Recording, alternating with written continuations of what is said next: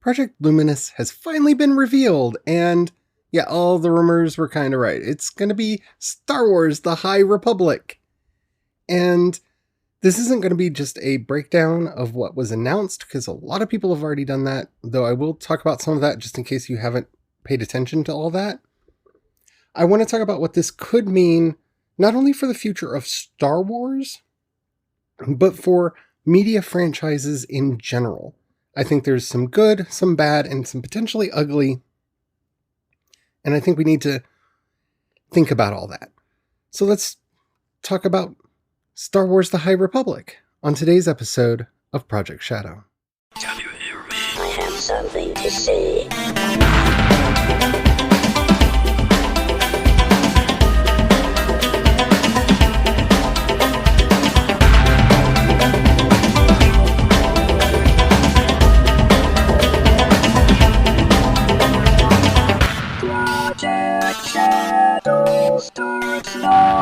Hello everyone, how are you doing today? My name's Charlie. You might know me better as sci-fi fantasy writer C.E. Dorset, and today we're going to be talking about Star Wars: The High Republic, or Project Luminous, whichever you've heard it called before.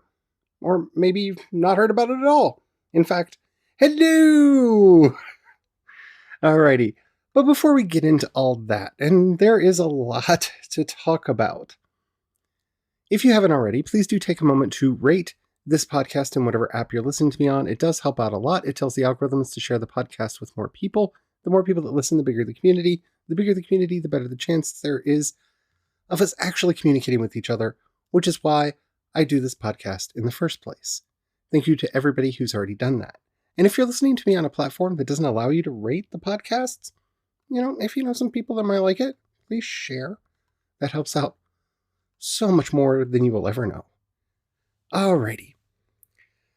Let's just get into it. So, Project Luminous has been this thing just kind of looming out there.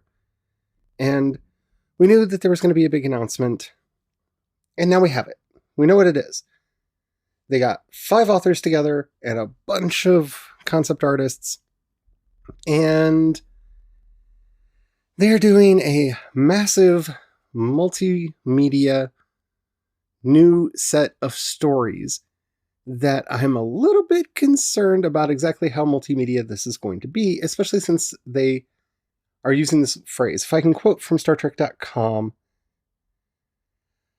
they're approaching the new integrated storytelling plan that will encompass several individual stories told over everything from novels to YA fiction to comics for all ages. Okay. So, my first concern here is they had video game people in the room with the announcement. They did not, I don't think they actually announced any video games, but there were some people there that were known for that. So I have a feeling that what we're actually going to get is some more of those VR things that they're doing, because they seem very enamored with that. There may be other video game stuff. The most interesting and bizarre part of this is that they brought IDW in. So Marvel is going to be doing some comics, and IDW is going to be doing some comics, and I find that strange, just because I feel like this is Disney for the first time starting to realize that their monopoly on the franchise and on just media in general, the stranglehold that they have on some of the most important IP culturally right now, could potentially in future be a problem for them. And thus they're bringing IDW in to do some work. Now, I'm not against this. IDW have published some really good comics over the years, but it is a strange thing to see them bringing IDW in. I mean, it's just weird that they're doing that, especially when they own Marvel, and you would think that they would have just kept it all in-house. I think that's a symptom of something that we don't know, and I'm curious how that's going to play out, especially since they took all of Star Wars back from Dark Horse. The fact that they're reaching out to IDW and including them in this, I think that's interesting. So before we get into the actual stories and stuff that are going to be coming out, I have some concerns. First and foremost, that they've made it clear that this is not going to overlap with any of the films that are currently in process. And that's not necessarily a bad thing. I am not opposed to that idea.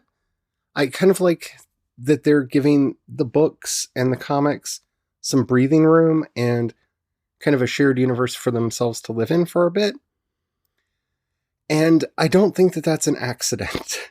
I really don't. I have a feeling that this is the first test bed of using the extended universe, and I'm going to use that term for everything that's not a movie, to play around with things that they may want to invest in for either Disney Plus or as a theatrical release.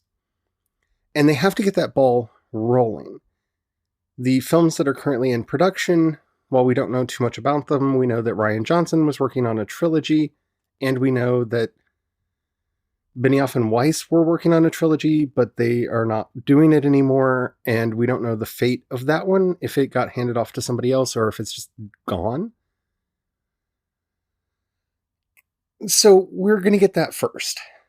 And I think that's because they've already sunk cost into it. They've already made contracts. The ship is already heading in that direction. But they know that they want to start developing a back catalog of stories that they can tell, that they can draw from, that people will be excited to see on screen. And so, like with Marvel, who still produce comics that are telling stories about the characters that are in the movies and characters that will potentially be in the movies, that is a good test bed for storylines, for plot points, for character changes, for various elements that may eventually make it into the media that costs like orders of magnitude more to produce.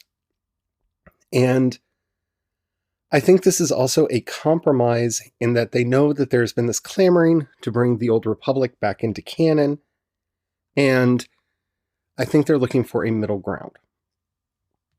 So it's interesting to see them doing this, but I'm curious what an impact it will have if it's just going to be this isolated period of stuff that happened that doesn't impact the rest of the world. Mm-hmm. You know, it needs to have some impact. It needs to have some relevance to the universe for it to matter. And so hopefully they're considering that. My second concern is with them calling this interconnected, with them doing the comics. See, I got excited about comics because, I have a Marvel Unlimited account. So 6 months after they're released, I can still read them because it costs a lot for me to keep up with comics, and, my budget's very tight. So I'd just wait to read the comics. Now I will have to buy the IDW comics if I want to read them. That's a whole other thing. But how interconnected is this going to be? Because since we're having the books, the adult novels, the YA novels, they've also announced some middle grade novels, and at least 2 comic series, how integrated is this going to be? And exactly how far out have they thought this idea? One of the other interesting notes from the announcement was that they called this Phase 1, which definitely gave shades of the Marvel Cinematic Universe to this, in that this is the first set of stories that are going to evolve to a crescendo, and then the next set is going to, keep ramping up until they finish the story. I'm not opposed to that. Some of my concerns are mainly that the first book, the adult book that is coming out, and we'll talk about that more in a minute, is going to be the major event, and all of the other stories are kind of going to be reactions to it. That it's going to be the Avengers, if you will, movie, and then everything else is going to be the solo films that build up for the next Avengers movie. And that can be good. Marvel has shown that that is a model that works, that can work, that can be very interesting. But if they're going to be relying, this is my concern. If I'm going to have to read both the Marvel comics and the IDW comics in order to understand what happens in the next adult novel, if I'm going to have to read the middle grade novels and the YA novels, which I like Claudia Gray, so I'm probably going to read at least some of those anyway, but if I have to read those to understand, that's going to be a problem. So I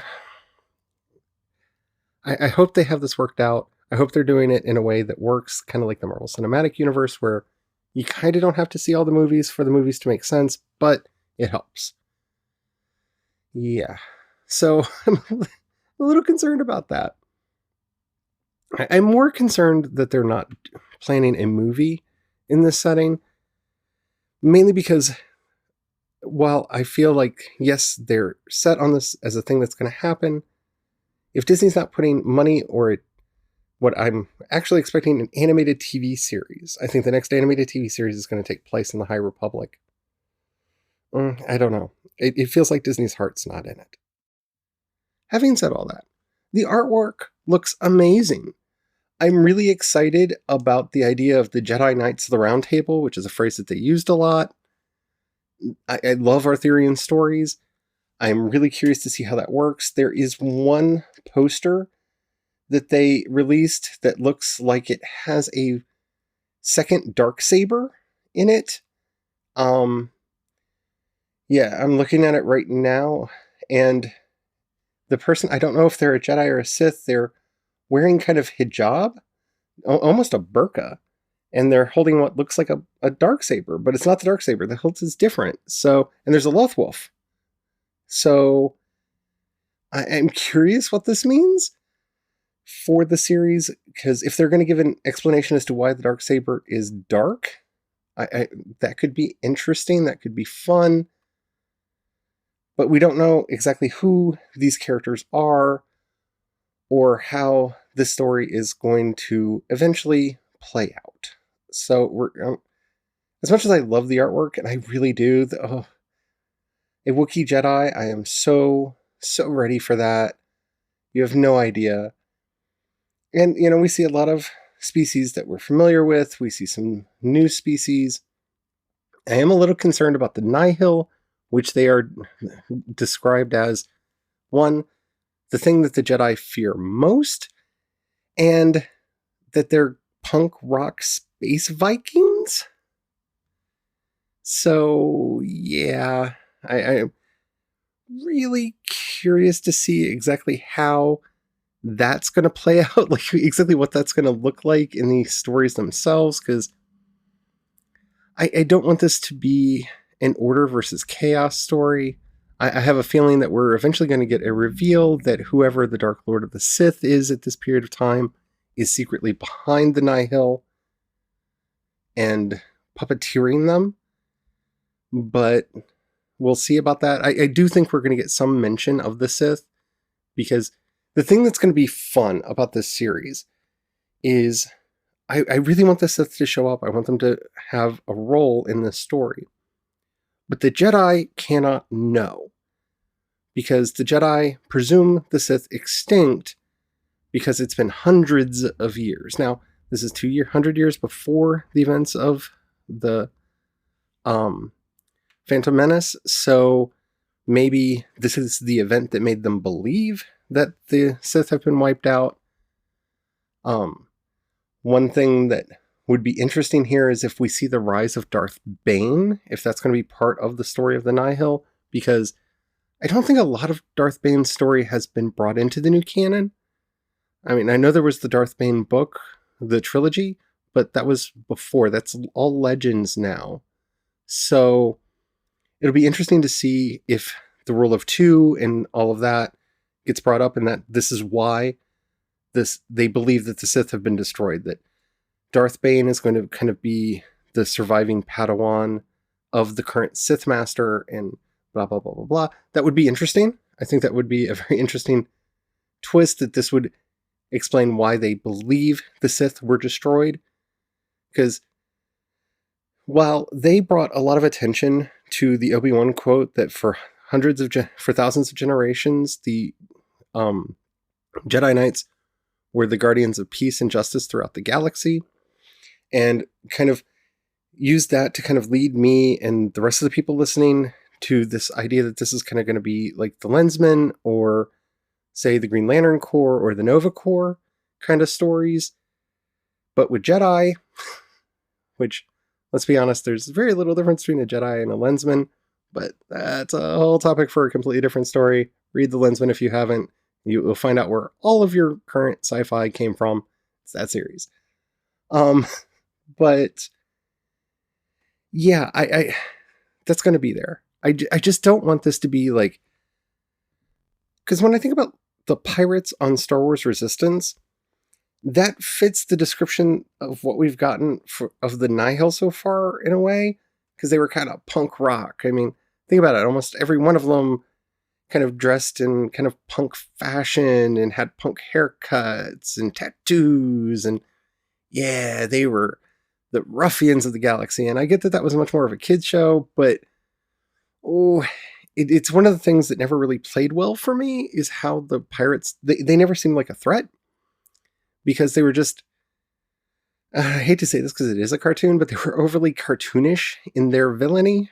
And I just don't want this to be like, yeah, man, these ragtag people are just like evil, man.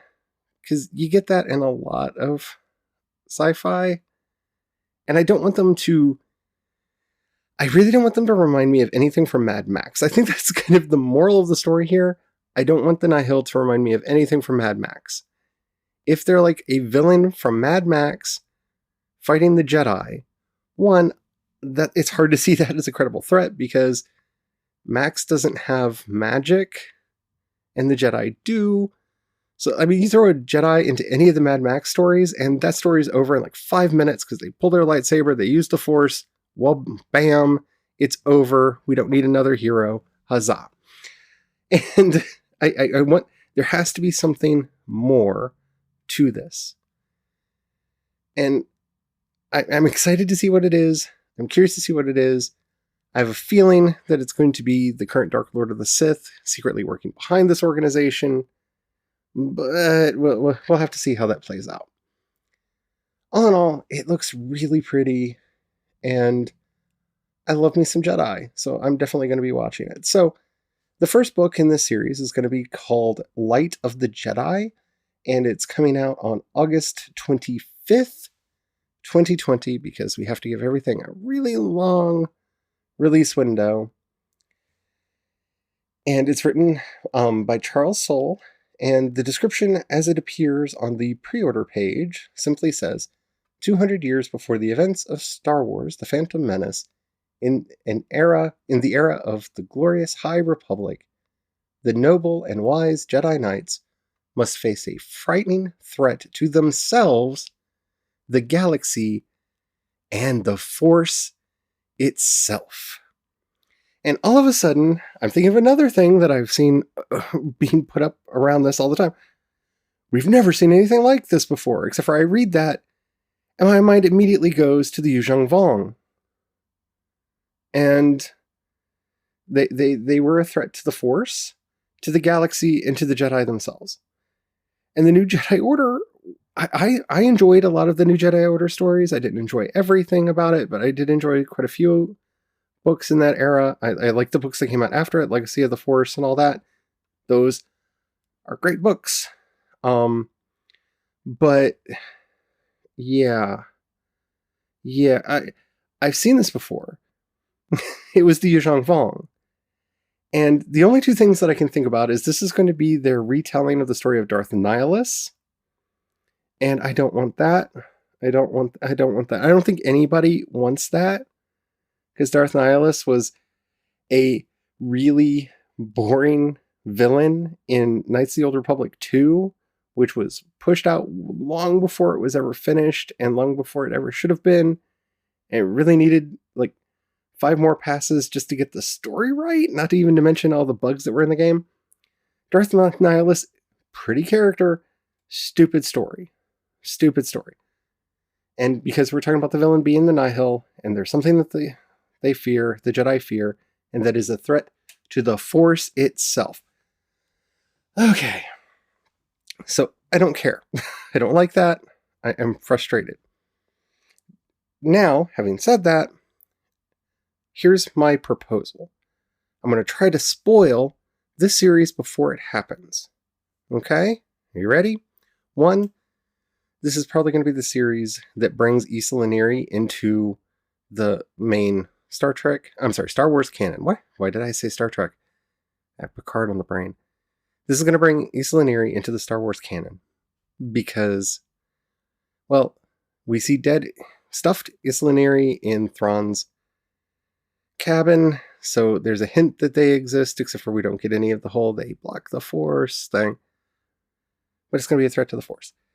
My other theory is that what this story is actually going to be about is them explaining what happened on Mortis. We're going to see the rise of the son, the daughter, and the father. And that's going to be our Galahad, except for gender flipped, and that's going to be a woman, and that's going to be the daughter. Our Mordred, who is going to be the son, and our King Arthur, who will be the father. And that they are going to bring balance to the Force, or the Force will be annihilated.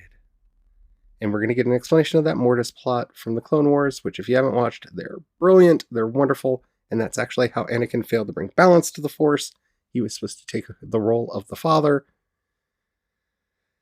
Yeah, so that's it. That's my current theory. Let's see if I'm right. We will find out, won't we? And the other reason why I say that is if you actually look at the light tower in the artwork, it reminds me of Mortis if it were open. Think about it. Anywho, that's my current theory. I would love to know yours. I'm excited about this series. I want it to be good. I can't wait to read the books. I'm curious about the comics. And we'll have to see. Let me know what you think. Down in the show notes, you'll find a link to the voice message system. Keep it short, keep it clean. I would love to hear from you. You can also hit me up on social media. I am CE Dorset on both Twitter and Instagram, and you can find links to everything that I do over at projectshadow.com. If you've got $1 you can pass my way, in the show notes you'll find a link both to listener support and to my Patreon. It really does help out a lot. Anything that you can do really would mean a lot to me right now. Thank you to everybody who already does that. If you don't have any money right now or you don't feel like giving, that's perfectly all right, no pressure. But if you know somebody that you think might like anything that I do, please share it with them. That helps out more than you know. Alrighty. Thank you for listening, and as always, don't forget to have the fun. Bye.